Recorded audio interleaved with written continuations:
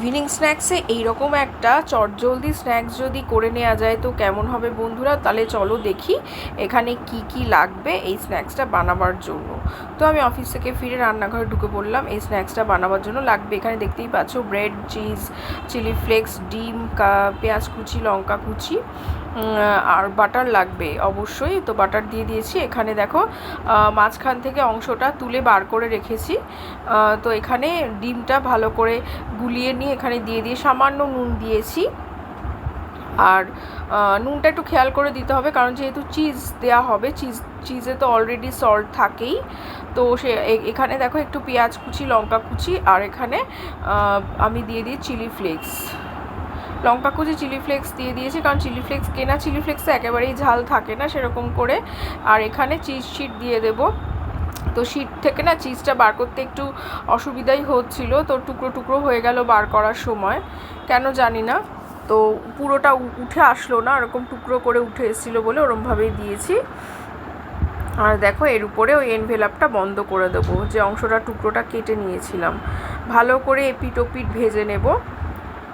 ভেজে নিলে না ভেতরটা পুরো ওই চিজটা গলে যাবে, আর দারুণ লাগবে ব্রেডের সাথে আর চিলি ফ্লেক্সের সাথে খেতে। তো ভালো করে বাটারে ভেজে নিয়েছি। এটা আমার মেয়ের জন্য বানিয়ে নিয়েছি। তো এটা নতুন, মানে ডিমের অমলেট টাইপেরই, ফ্রেঞ্চ টোস্টের মতো, একটু চিজ দিয়ে একটু টেকনিকটা অন্যরকম আর কি। তো ভালোই মানে পরে দেখলাম বেশ ভালো হয়েছে খেতে। এখানে একটা সার্ভিং প্লেট নিয়ে সার্ভ করে দেব। একটু পাইনঅ্যাপেল ছিল তো কেটে নিয়ে এখানে ঠান্ডা ঠান্ডা পাইনঅ্যাপেল আর এই স্ন্যাক্সটা, এগ স্ন্যাক্সটা দিয়ে দিলাম।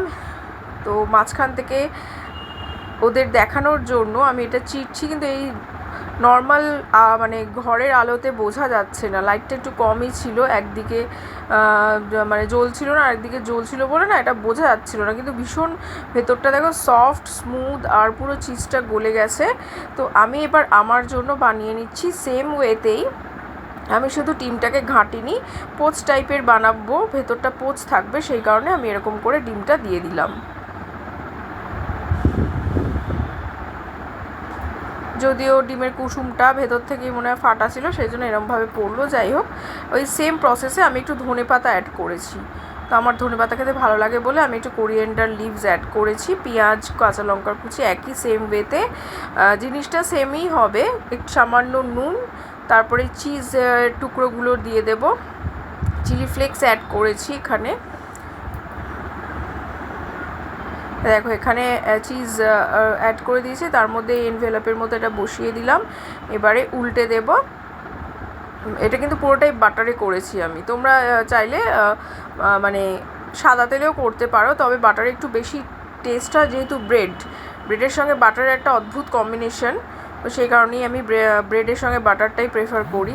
উপর থেকে একটু বাটার ছড়িয়ে দিয়েছি, আর এখানে দারুণভাবে নিলাম হচ্ছে ভেতরে পোচ দেয়া। তো কেমন লাগলো বন্ধুরা অবশ্যই জানিও। চলো টাটা বাই, মিনি ব্লগে আবার চলে আসবো ভিডিও নিয়ে।